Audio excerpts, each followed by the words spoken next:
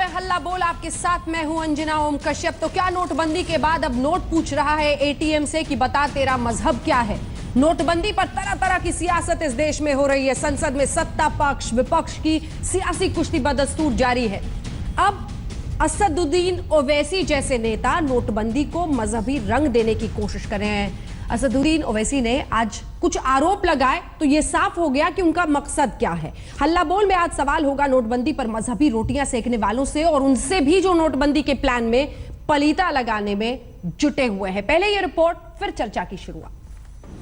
या यूं कह लीजिए कि नोटबंदी जैसे विशुद्ध आर्थिक मुद्दे को भी मजहबी रंग देने की कोशिश की है मुसलमानों के स्वयंभू नेता असदुद्दीन ओवैसी ने। बैंक की नई शाखा कहां खुलेगी, एटीएम मशीन कहां लगेगी, ये सब करेंसी की खपत ट्रांजैक्शन की सीमा के आधार पर तय होता है। लेकिन ओवैसी जैसे नेता को इसमें भी मजहबी साजिश नजर आती है। ये ओवैसी जैसे नेताओं के तंग नजरिए वाली सियासत का ही नतीजा है कि बहस असली सवालों से छिटक कर कहीं और केंद्रित हो जाती है। 8 तारीख को 8 बजे 500 रुपए गए।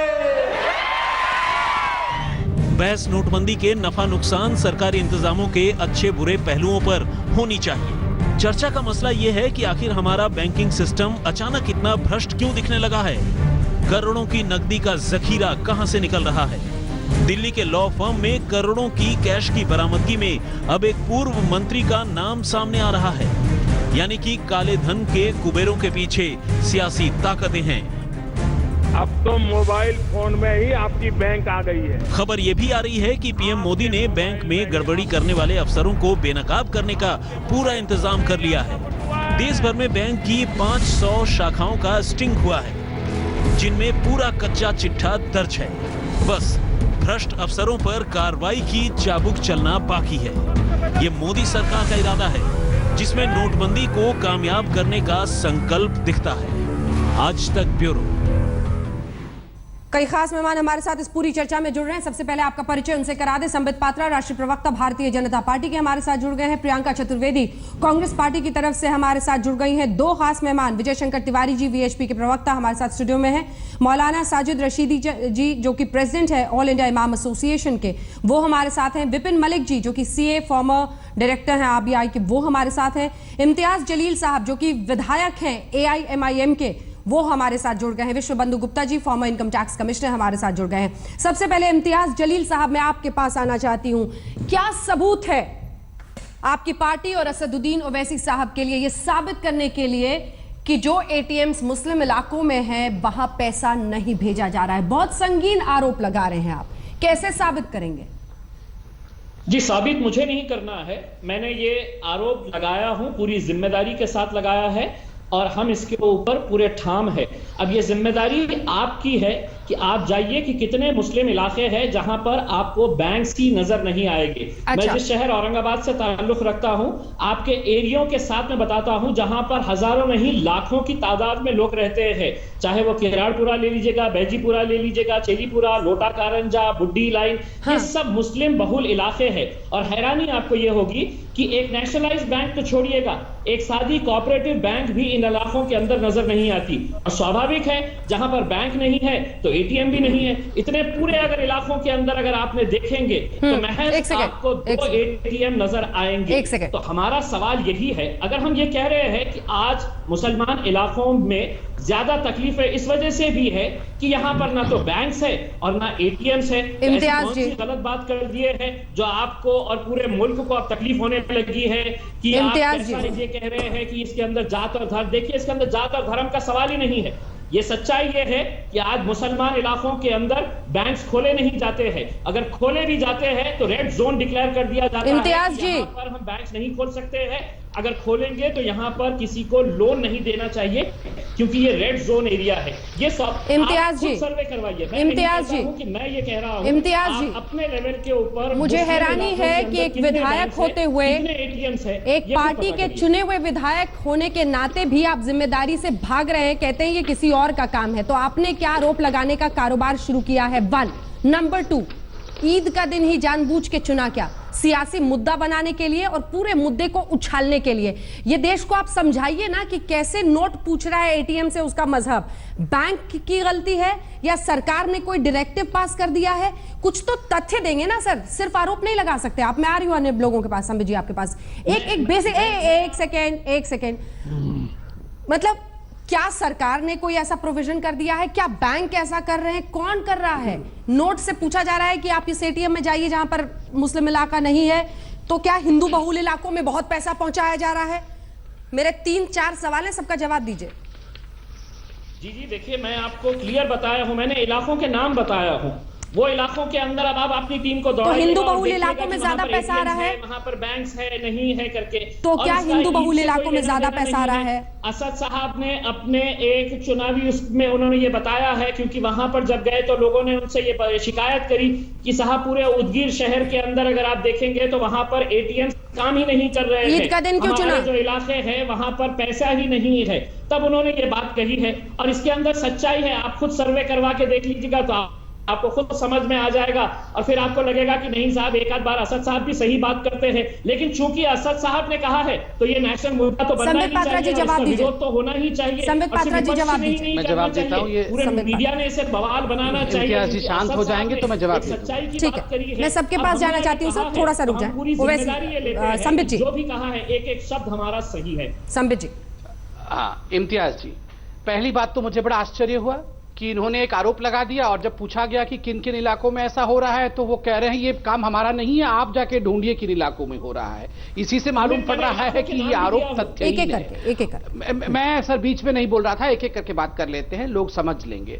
दूसरी बड़ी बात है, मैं पूरे भाषण को बड़े ध्यान से सुना हूं। ओवैसी साहब का मुख्य आरोप है कि जो मुसलमान इलाके हैं उनमें बैंक नहीं खोले गए। मैं ओवैसी साहब से आज आपके चैनल के माध्यम से डायरेक्ट सवाल पूछता हूं। ओवैसी साहब, गत 10 वर्ष जब यूपीए की सरकार रही, आप उस सरकार के भागीदार थे, आप एक कोएलिशन पार्टनर थे। ये बैंक तो कोई 3-4 महीने में खुल जाए ऐसी बात तो नहीं है। आप इतने वर्षों में आपने अपने क्षेत्र में, हैदराबाद में, अपने कॉन्स्टिट्यूएंसी में कितने बैंक खोल दिए? आपने बैंक क्यों नहीं खोले? यहां एक एमएलए उनके इम्तियाज जी बैठे हैं, मैं उनके एमएलए से पूछता हूं, आप वो चिट्ठी दिखाइए कि आप अपने क्षेत्र में बैंक खोलने के लिए आपने कितनी गुहार लगाई।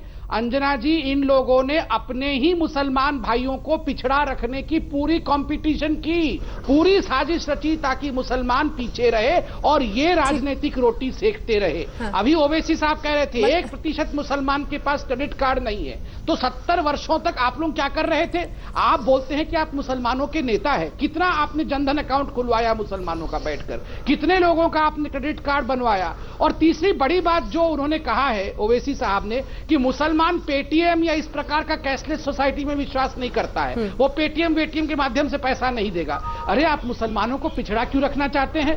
पूरे विश्व में मुसलमान आगे जाना चाहता है और आप जैसे नेता मुसलमान को पीछे रखना चाहते हैं कि मुसलमान क्यों कैशलेस बनेगा? अरे पीछे क्यों रखना चाहते हैं मुसलमानों को? तो आप तो खुद पेटीएम से देंगे, असउद्दीन ओवैसी साहब खुद क्रेडिट कार्ड इस्तेमाल करेंगे, वो बैंक का इस्तेमाल करेंगे। रशीदी जी एक बार जवाब देना चाह रहे हैं। मलिक साहब फौरन आपके पास आ रही हूँ सर। मलिक साहब इसके बाद फौरन आ रही हूँ। रशीदी जी, क्या परेशानी थी, हाथ उठाया था? देखिए अंजना जी, मैं संबित जी से एक बात कहना चाहता हूँ, कितना अच्छा होता कि आज इस बात को बीजेपी एक्सेप्ट कर लेती कि यकीनन ईद के दिन में ऐसे मुस्लिम इलाकों में जहां जहां मुस्लिम ज्यादा तादाद में है, ऐसे इलाकों में एटीएम में सरकार द्वारा निर्देश दिए जाते हैं कि वहां पैसा पहुंचाया जाए। सर एक बार लॉजिक समझाइए ना सर, एक सेकंड लॉजिक अलग से सुन लीजिए मेरी बात, कितना अच्छा होता। लेकिन संबित पात्रा जी ने जवाब तुर्की बतुर्की दे दिया, जैसा सियासी जवाब सवाल उन्होंने किया ऐसा सियासी जवाब इन्होंने दे दिया। मैं पूछना चाहता हूं, क्या कांग्रेस के जमाने में मुस्लिम फंड हुआ करता था सरकार की तरफ से 5000 करोड़, जिसका माइनॉरिटी फाइनेंस कारपोरेशन, आज तक इन्होंने उसको क्या कायम किया? क्या मुस्लिम लोगों के लिए, मुस्लिम बच्चों के लिए स्कॉलरशिप इन्होंने कायम की? क्या ये भेदभाव है कि नहीं है? नहीं, ये भेदभाव है कि नहीं है? आप क्या बता रहे हैं? मतलब नोट को क्या बैंक्स ये कर रहे हैं, बैंक्स ये कर रहे हैं, या सरकार ने ऐसे निर्देश दिए हैं और बैंक इसलिए कर रही है? सरकार को चाहिए। पहले बताइए, एक सेकंड, आप ये कह रहे हैं कि एटीएम्स में जो मुस्लिम इलाके हैं वहां पैसा नहीं पहुंच रहा है, ठीक है, बैंकों में नहीं पहुंच रहा है। मुझे ये समझाइए कि आपका ये आरोप किस पर है, बैंकों पर है या सरकार ने? मेरा आरोप सरकार ने किसी तरह से बैंक को ये आदेश दिया है कि ऐसा किया जाए? नहीं, सरकार ने यह आदेश नहीं दिया कि बैंक ऐसा करे। सरकार ने यह भी नहीं कहा कि ऐसा करो। सरकार को ऐसा करना चाहिए था। बैंक मनमानी कर रहे हैं क्योंकि सबका साथ सबका विकास नहीं। हिंदू बहुल इलाकों में ज्यादा पैसा जा रहा है। ये फेलियर सरकार का है सर, एक सेकंड। ये फेलियर सरकार का है। ईद का सबको पता था, सरकारी छुट्टी है ईद मिलादुन नबी। ईद मिलादुन नबी के मौके पर सरकार ये निर्देश जारी करती तमाम बैंकों को कि भाई जहां मुस्लिम विपिन मलिक साहब, वहां पैसा पहुंचाइए। विपिन मलिक साहब, क्या ये मुमकिन है? क्या इस आरोप में दम है? क्या इस आरोप में असदुद्दीन ओवैसी के दम है और जो इम्तियाज साहब कह रहे हैं?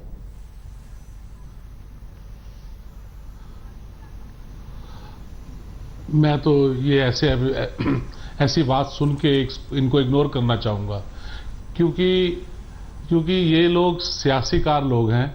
ये हर जगह अपने चने बनाने जानते हैं। ना ये प्रैक्टिकल है और ना आज तक हुआ है, ना ये हो सकता है कि आप एक इलाके में पैसा भेजेंगे, एक इलाके में पैसा नहीं भेजेंगे। ये डिस्ट्रीब्यूशन सिस्टम उसका रीजन बता दीजिए। इंडेंटिंग बेस होता है, हर ब्रांच की इंडेंटिंग जाती है। नहीं, ऐसा क्यों नहीं हो सकता? प्रैक्टिकल इसमें फेलियर क्या है? क्या नुकसान है? नहीं हो सकता। अगर आप प्रेजम्पशन लगाते हैं तो मैं उसका कोई जवाब नहीं दे सकता। या तो आप मुझे एविडेंस दे दीजिए। आप ऐसी कोई बात बताइए कि सरकार ऐसा इसलिए नहीं कर सकती। तो आप ऐसा कोई जवाब दीजिए कि सरकार ऐसा इसलिए नहीं कर सकती, ये लीगल नहीं है, इनलीगल है, ऐसा हो ही नहीं सकता। ऐसा कुछ तर्क दीजिए ना।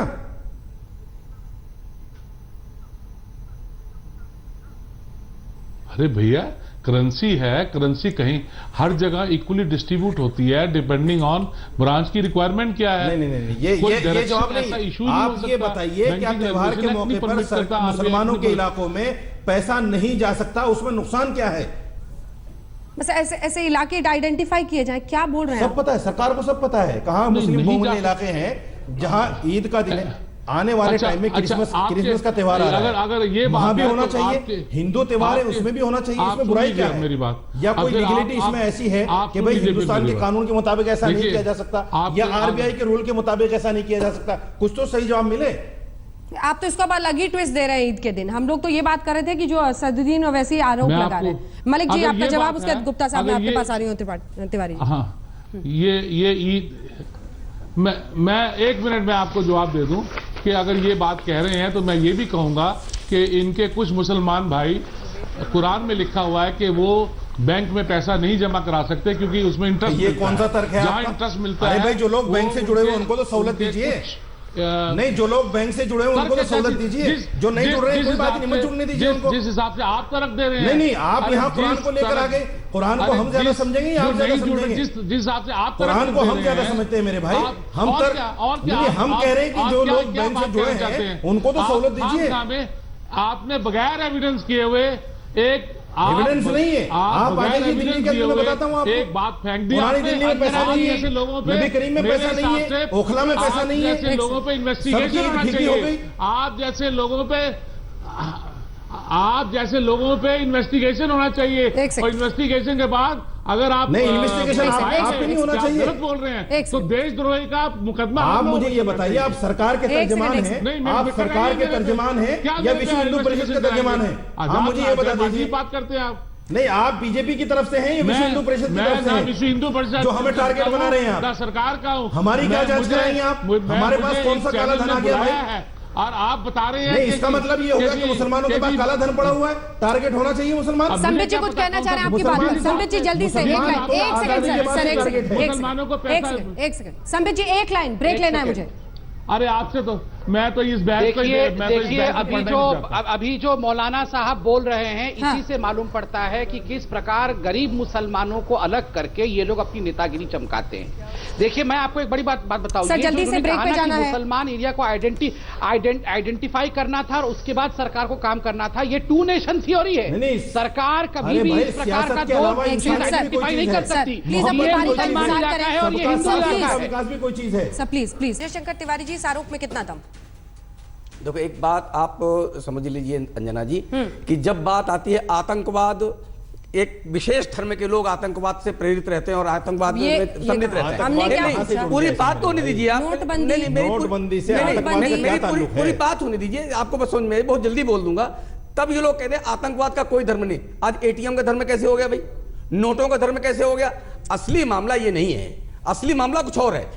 नहीं, असली मामला क्या है? धर्म नहीं कह रहे हैं। आप ये प्रियंका बताइए। चतुर्वेदी जी, एक सेकंड सर, आपको अपनी बारी का वेट करना होगा। प्रियंका चतुर्वेदी जी, क्या ओवैसी जी का ये जो स्पेसिफिक आरोप है, कांग्रेस पार्टी की क्या राय है इस पर? नहीं, आपको दोहराना पड़ेगा क्योंकि हमने जो सुना है, हमने ये कहा है कि उन्होंने उनको जालिम कहा है। नहीं, असदुद्दीन ओवैसी ने तो कहा अगर है कि जो मुस्लिम तो हम भी शायद सहमत ही हैं इस मुद्दे से। मुस्लिम इलाके हैं, वहां पर एटीएम में पैसा नहीं पहुंच रहा है, ये उनका सीधा आरोप है। बैंक्स की मनमानी की तरफ इशारा है और उसका इस्तेमाल किया जा रहा है। मुस्लिम इलाकों में जानबूझकर पैसा नहीं पहुंच रहा है, ये उनका सीधा आरोप। नहीं, मैं बिल्कुल इत्तेफाक नहीं रखती हूँ, ना ही हमारी पार्टी रखती है। कौन सा ऐसा बैंक है या कौन सा ऐसा एटीएम है जहां पे पैसे पहुंच रहे हैं, कौन सा ऐसा इलाका है जहां पे पैसे पहुंच रहे हैं, पहले ओवैसी जी ये सभी खास मेहमान हमारे साथ हल्ला बोल की इस बहस को आगे बढ़ाने के लिए रुके हुए हैं, लेकिन क्यों ना एक बार आपको सुना दे क्या कहा असदुद्दीन ओवैसी ने, और दूसरी तरफ सरकार की तरफ से माइनॉरिटी अफेयर्स के मंत्री मुख्तार अब्बास नकवी ने उस पर क्या जवाब दिया है। क्रेडिट कार्ड, कितने क्रेडिट कार्ड है हिंदुस्तान में? 2 करोड़। चैलेंज के साथ कह रहा हूं, मुसलमानों के पास 1%, 2% भी नहीं होंगे, दलितों के पास नहीं होंगे। हमारे मुस्लिम इलाकों में बैंक नहीं खोलते, बैंक खोलते तो रेड जोन करार देते, लोन नहीं मिलता। एटीएम लगाते तो एटीएम में पैसा नहीं आ रहा हमारे इलाकों में। नए नए इलाकों में एटीएम में पैसा आता है, हमारे पास पैसा नहीं आता। काले धन और भ्रष्टाचार के खिलाफ प्रधानमंत्री श्री नरेंद्र मोदी जी ने जंग छेड़ी है। उसका पहले तो सियासीकरण हुआ, अब सांप्रदायिकरण हो रहा है। हमें लगता है कि ये जो सांप्रदायिकीकरण कर रहे हैं या सियासीकरण हो रहा है, उससे किसी को कोई फ़ायदा नहीं है, क्योंकि जो काले धन और भ्रष्टाचार के खिलाफ जो ये मिशन है, ये मिशन जो है वो किसी भी सियासी टशन से कमज़ोर नहीं होने वाला है, और इसलिए कितनी भी कोशिश की जाए उसके सियासी टशन की, उसमें किसी को सफलता नहीं मिलेगी। हर जगह जाते, कभी हंसते, कभी रो देते, कभी फकीर बोलते, कभी बोलते कैशलेस इकोनॉमी। कई की कैशलेस इकोनॉमी? पैसा ही नहीं है जेब में तो कैशलेस ही हो गए ना। तो प्राइम मिनिस्टर बोल रहे कैशलेस कैशलेस कैशलेस, इंटरनेट से कर लो, पीओएस से कर लो। अरे प्राइम मिनिस्टर, बैंक में नोट ही नहीं है, इंटरनेट ही नहीं है, तो कहां से कैशलेस होगा? तो बोल रहे पेटीएम करो। आपका पेटीएम से क्या रिश्ता है? कैशलेस इकनॉमी देश के लिए भी अच्छी है और देश के लोगों के लिए भी अच्छी है। लेस कैश फुल ऐश, तो इसलिए जो है वो कम से कम कैश होगा और उससे पूरे के सारे काम हो सकते हैं। और कहीं पर भी हो, किसी जगह पर भी हो, तो हम तो चाहते हैं कि देखिए, ये एक बहुत बड़ी लड़ाई है, एक बहुत बड़ी जंग है प्रधानमंत्री श्री नरेंद्र मोदी जी ने जो शुरू की है। दिक्कतें हैं, हम ये नहीं कहते कि दिक्कतें हैं नहीं है, दिक्कतें हैं, लेकिन लोगों में दर्द नहीं है। बैंक में कैश ही नहीं है, सीधा जवाब इसका संबित पात्रा जी। इसीलिए कैशलेस, जेब में पैसे नहीं है लोगों के, एटीएम में पैसा नहीं है। आ रही हूं प्रियंका जी फौरन।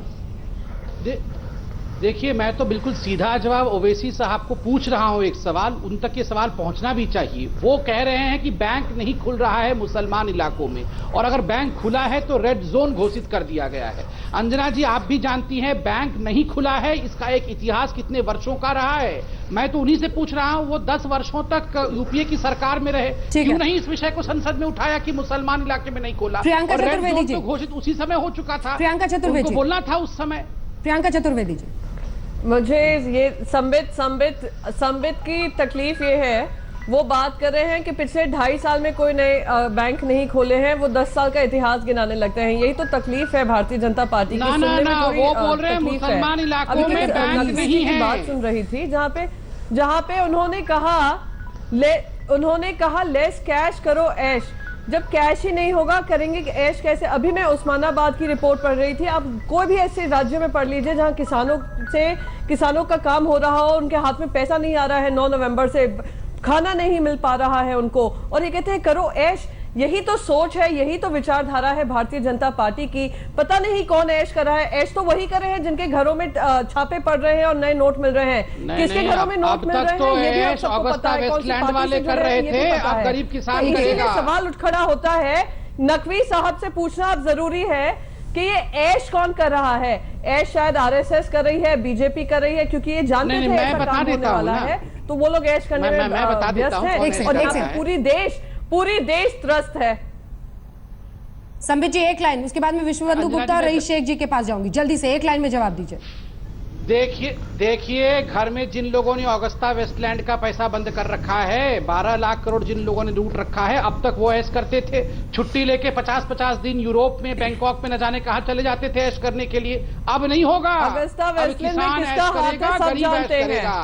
आप जरा अपनी सरकार के पास जाइए, 2004 से पहले किसने ये काम किए थे उनसे पूछिए सवाल। विश्वबंधु गुप्ता जी 2006 में ही आरपीएफ आया, जब विश्वबंधु गुप्ता जी उस पे तो कार्रवाई करेंगे नहीं। विश्वबंधु गुप्ता जी मेरा सवाल आपसे ये है, ठीक है, एक सेकंड, इससे पहले की बहस भटक जाए, विश्वबंधु गुप्ता जी एक फॉर्मर आईटी कमिश्नर के रूप में मैं आपसे पूछना चाहती हूँ कि यही सरकार ये सब कुछ मुमकिन कैसे हो पा रहा है। कुछ लोगों के पास इतना पैसा, वो भी नए नोट, कुछ लोगों को नोट नहीं मिल रहे हैं, इन लोगों के पास इतने नोट पहुंच रहे हैं। किस किस के कनाइवन से ये सब कुछ हो रहा है, किसकी मिली भगत? देखिए मैं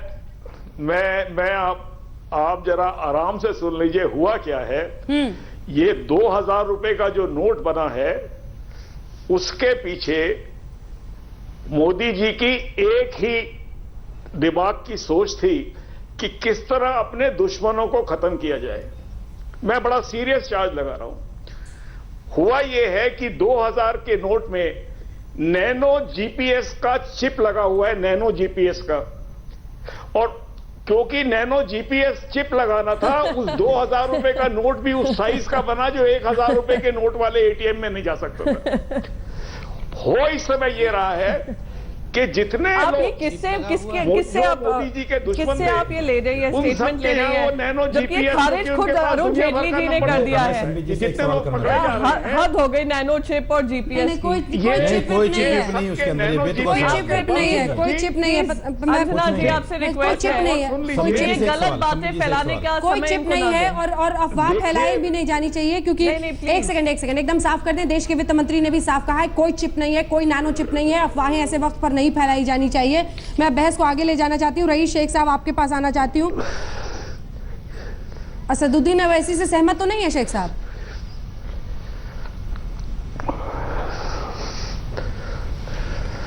नहीं, मुझे लगता है कि असदुद्दीन ओवैसी साहब जब ये नहीं कहेंगे तो पोलराइजेशन होगा नहीं, वो ये सब नहीं कहेंगे तो बीजेपी को फायदा पहुंचेगा नहीं।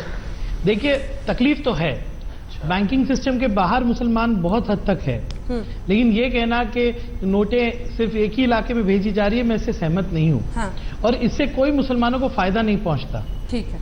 आज अगर असद साहब ये कहते हैं तो उनको भीड़ जमा करनी है, उनको समाज को बांटना है, उनको दिखाना है कि मुसलमानों का जुल्म हो रहा है, तभी तो जाके हिंदू एक होगा।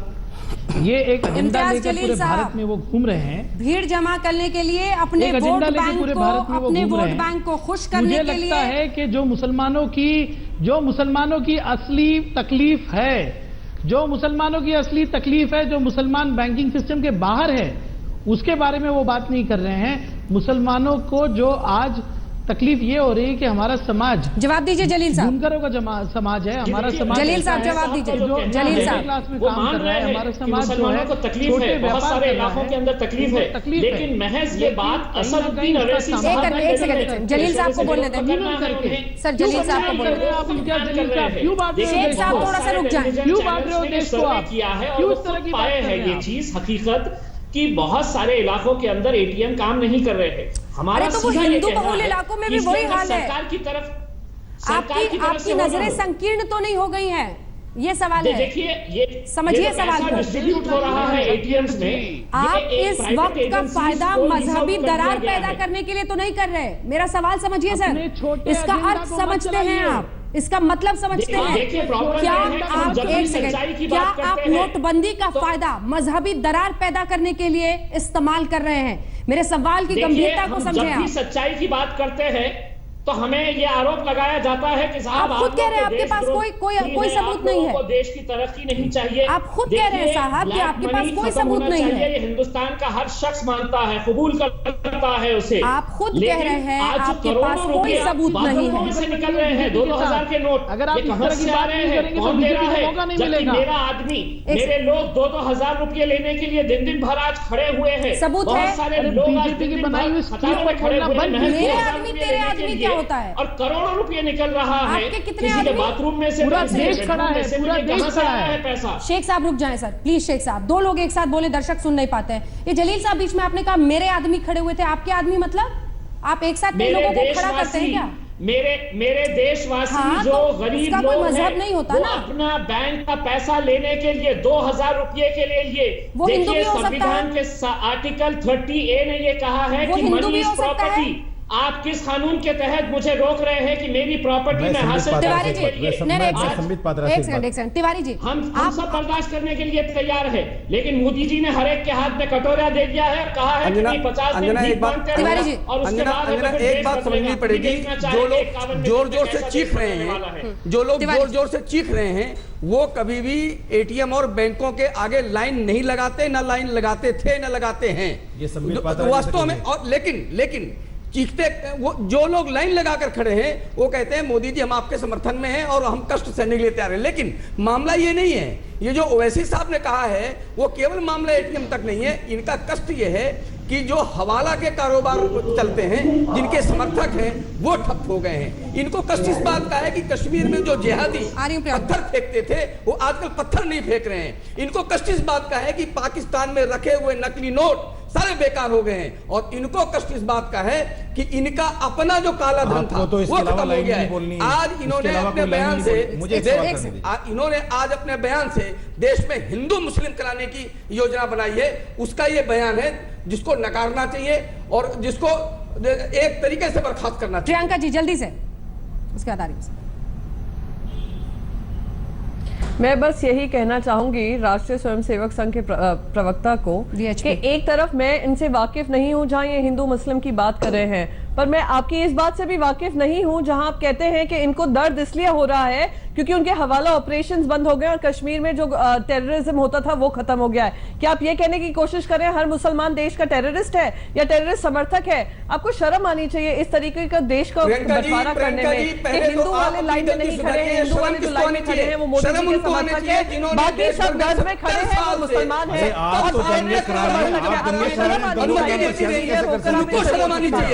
प्रियंका जी और मैं आपको बता दूं जिनके लाइन में तो वो भी नहीं खड़े हुए, लाइन में तो वो भी नहीं खड़े हुए, जिनके लोन राइट ऑफ कर दिए गए, वो लोग लंदन में बैठे हुए हैं, एयरपोर्ट कार एंजॉय कर रहे हैं, अरबों रुपए के लोन राइट ऑफ करवाए गए हैं एसबीआई से। कोई उस पर भी सवाल उठ खड़े करे। आज आरएसएस के प्रवक्ता ये भी बताएं कि ये लाखों करोड़ों रुपए जो नई नोट निकल रही है भारतीय जनता पार्टी वालों के पास, वो कहां से आ रही है?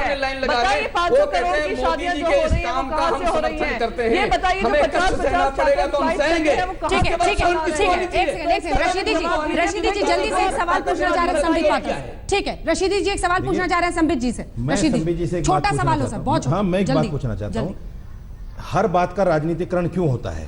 अगर एक अच्छी बात किसी ने भी उठाई है, अवैसी ने उठाई या मैंने उठाई है, उसका समाधान क्यों नहीं होता? जवाब संबित जी नहीं सवाल तो पूरा करने दीजिए। सवाल ये है कि अगर सवाल ये है कि अगर मुस्लिम बहुमूल्य इलाकों में इस बात को मद्देनजर रखा जाए कि वहां बैंक खोले जाए, रेड जोन उनको करार न दिया जाए, माइनॉरिटी फाइनेंस कॉर्पोरेशन को बढ़ावा दिया जाए, तो उसमें आपकी सरकार की बुराई क्या है? ठीक है संबित जी जवाब। मैं तो मौलाना साहब से कहूंगा कि आप लोगों का एक बहुत बड़ा दायित्व होना चाहिए। आप लोग जाके मुस्लिम समाज को जो उल्टी पट्टी पढ़ाते हैं कि नहीं बैंक मत खोलने दो, नहीं कोई पट्टी नहीं पढ़ाता, नहीं कोई पट्टी नहीं पढ़ाता हो जाएगा। तो नहीं मैं आपके बीच में नहीं बोल रहा था, आपके बीच में नहीं बोल रहा था, सुन लीजिए पूरी तरह। देखिए आज हम ओवैसी की पार्टी को यहां बैठे डिस्कस कर रहे हैं। वही ओवैसी जो कहते थे 15 मिनट पुलिस हटा दो फिर हिंदुओं का क्या होगा वो हम दिखा देंगे, वो आज अरे भाई सीधा जवाब दे दीजिए ना आप उसका जवाब। क्या आपकी सरकार क्या आपकी सरकार बैंक खुलवाएगी मुस्लिम इलाकों में? कोशिश मत करिए। क्या आपकी सरकार रेड जोन से हटाएगी मुस्लिम इलाकों को? उसका जवाब दे दीजिए ना। कोशिश मत करिए, असफल रहेंगे। सियासी जवाब नहीं, आप जिन्ना सीधा बनने जवाब की दीजिए कोशिश इसका। मत करिए। नहीं इसका सीधा जवाब दीजिए। क्या जिन्ना आपकी बनने सरकार की ऐसा कोशिश करेगी? मत करिए, उल्टा पड़ेगी। अरे उल्टा आपकी पड़ेगी सरकार ऐसा साल। करेगी? कितना बनने की सबका कोशिश मत साथ करिए। सबका विकास का मतलब क्या हुआ? बिल्कुल, ये देश को हम बंटने नहीं, ये देश को हम बंटने आप नहीं तो बांट देंगे। रहे हैं। यहाँ सब भाई आप बहन जानबूझकर मिलके बांट रहे रहेंगे। हैं। आप बांटने आज की जो तक बांटने कोशिश का ही कर तो रहे काम हैं। किया है आपने। किसको उल्टा पड़ेगी ये तो खैर बाद में देखी जाएगी। फिलहाल देश सीधा खड़ा है, लाइन में खड़ा है, पैसे के इंतजार में खड़ा है और सियासतदान अपने अपने तरीके से इस पूरे मुद्दे को भुना रहे हैं वोटों की राजनीति के लिए। लेकिन मजहब का रंग ऐसे वक्त पर देना सबसे बड़ी नाइंसाफी होगी इस देश के लोकतंत्र के साथ। आप देखते रहिए आज तक।